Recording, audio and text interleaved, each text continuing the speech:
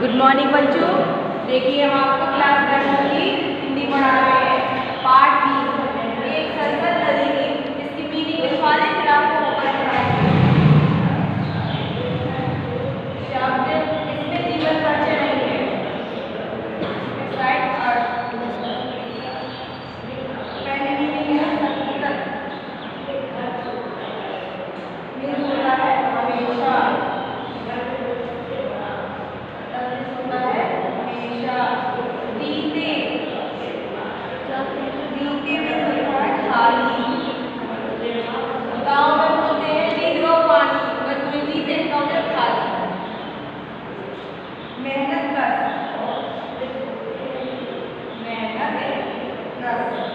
Meaning होता है हमेशा, परिश्रम या परिश्रमी, अगर जो बहुत जोर से मेहनत करता है, परिश्रमी।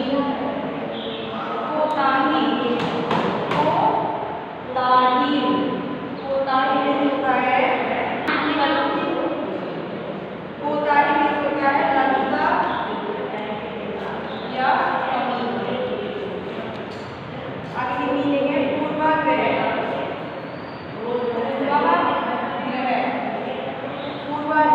पहले से बनी धारणा,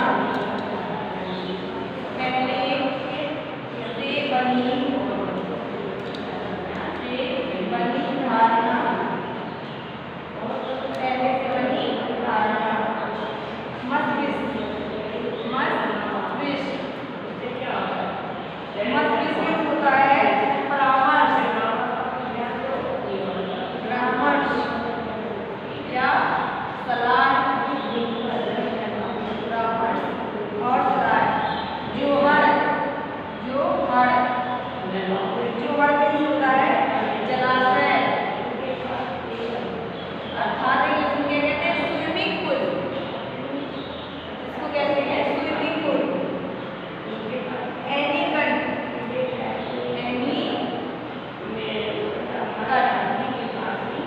एनीकट मीन्स गड्ढा जिसमें जल संचित हो, गड्ढा जिसमें जल संचित हो, इसमें जल संचित हो। अभिक्रम, अभिक्रम, अभिक्रम मीन्स होता है आरंभ, आरंभ और प्रयत्न, आरंभ और प्रयत्न।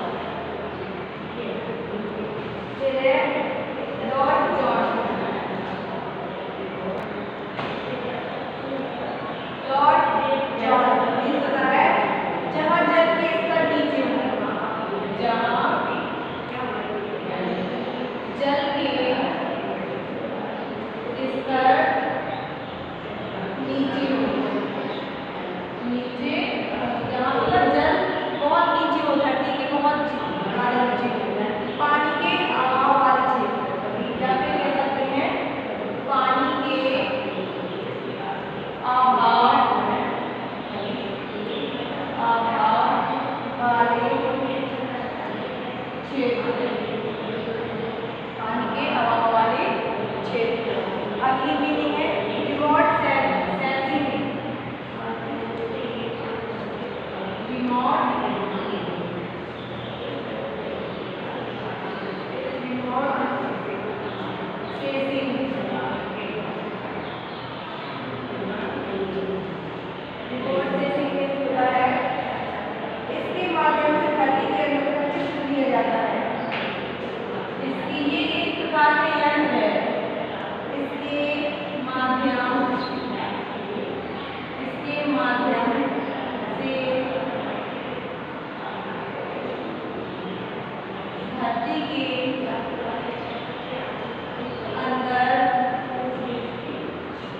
का चित्र दिया जाता है।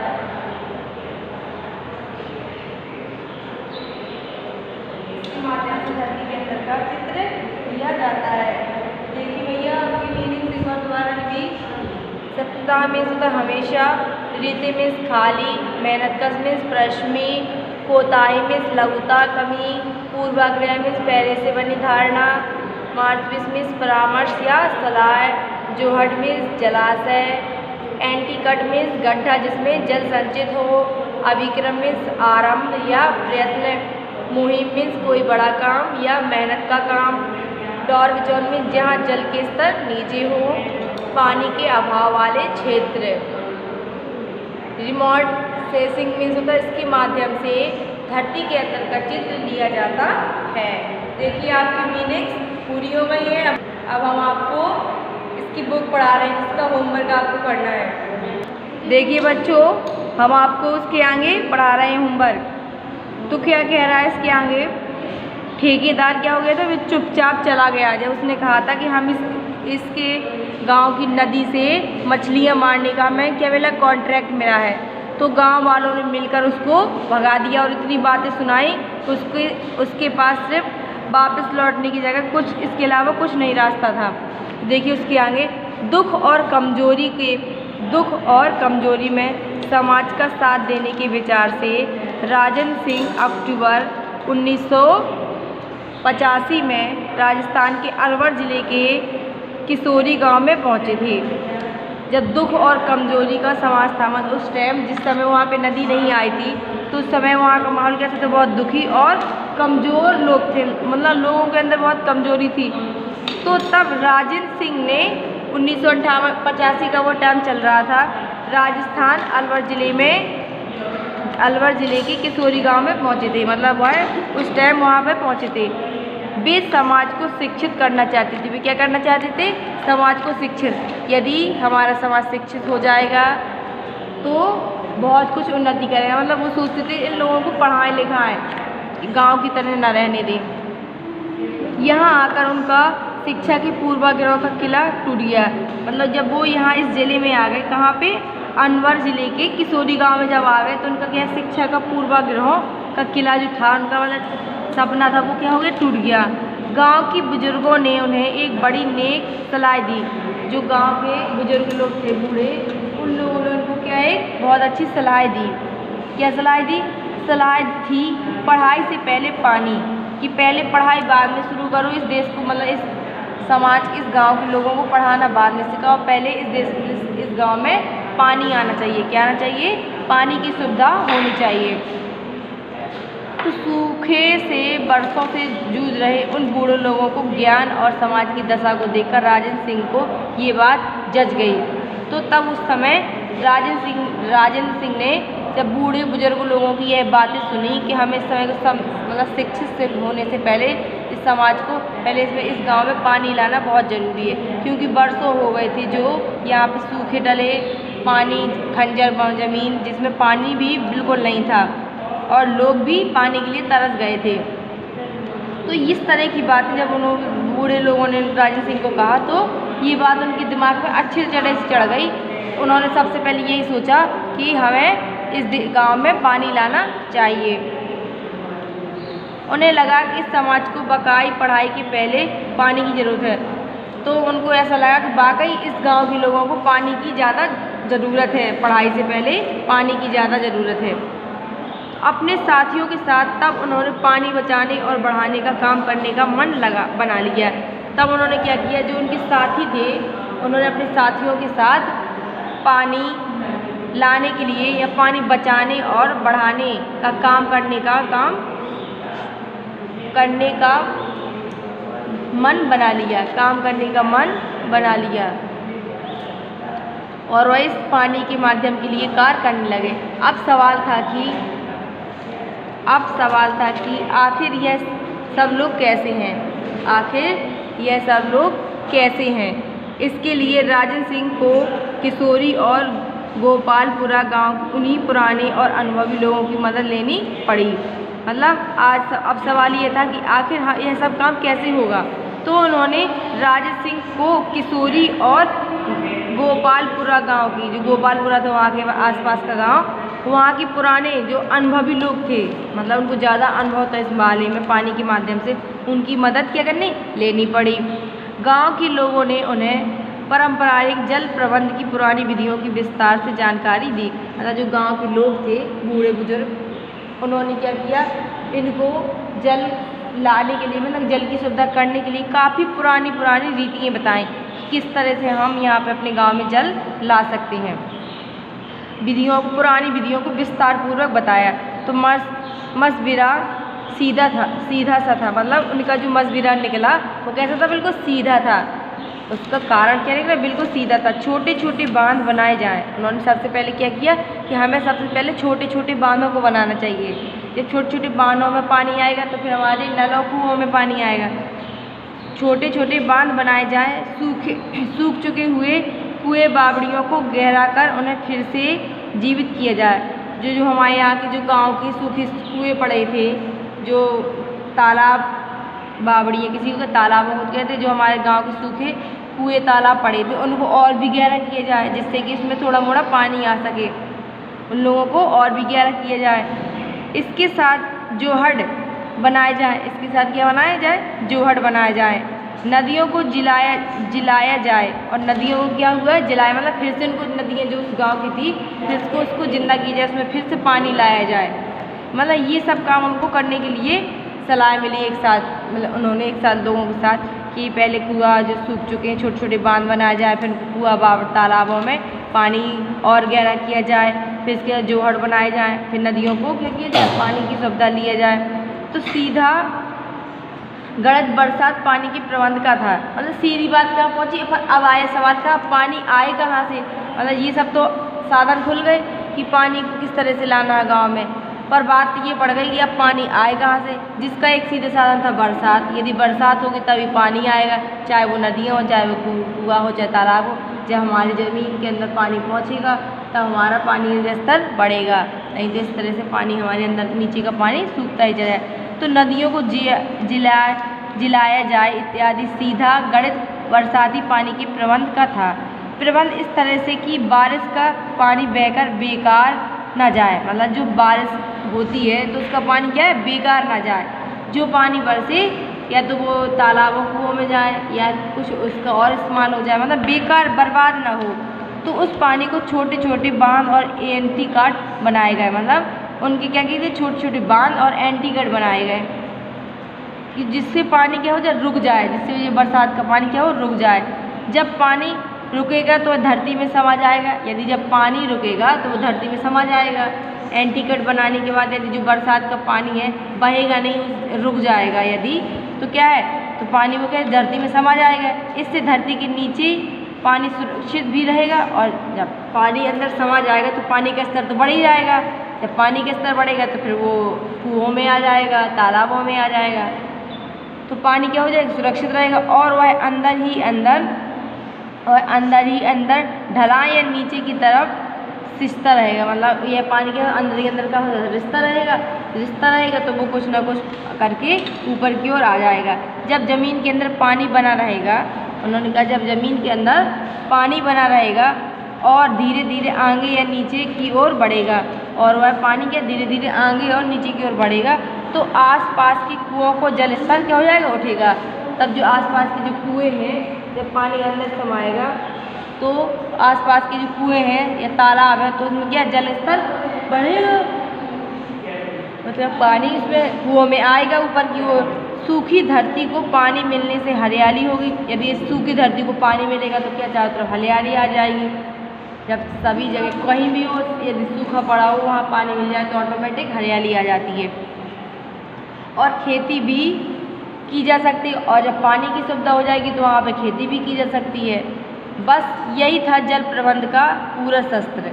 मतलब इन लोगों ने जो मीटिंग हुई, इनका यही पानी लाने का सबसे बड़ा यही एक शस्त्र था। मतलब यही योजना बनी थी जो गांव में लोगों ने समझाया, जो गांव के लोगों क्या किया, उन्होंने समझाया। राजेंद्र प्रसाद कवि थे तो उन्होंने क्या किया, गांव के लोगों को समझाया कि हम इस तरह से ही अपने गांव में पानी को ला सकते हैं। तो देखिए बकौल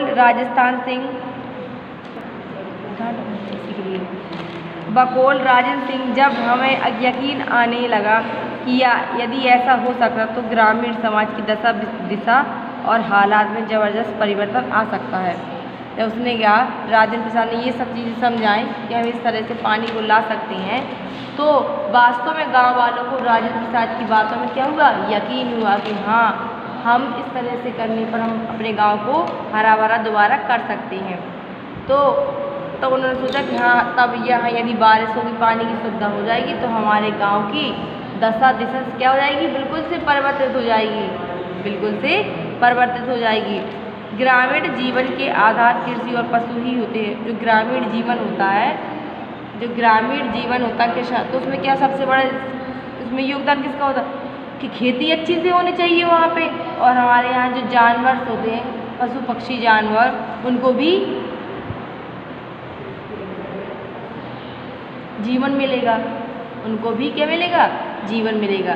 तो ग्रामीण जीवन के आधार कृषि और पशु दोनों होते हैं। जो ग्रामीण जीवन होता है उनका क्या होता है, मुख्य काम पशुओं से ही होता है कि पशुपालन करते हैं, और यदि पशुपालन करेंगे वो लोग तो उन लोगों को क्या घास फूस की सुविधा होगी, ज़रूरत पड़ेगी, और घास फूस के लिए, चारा के लिए भी।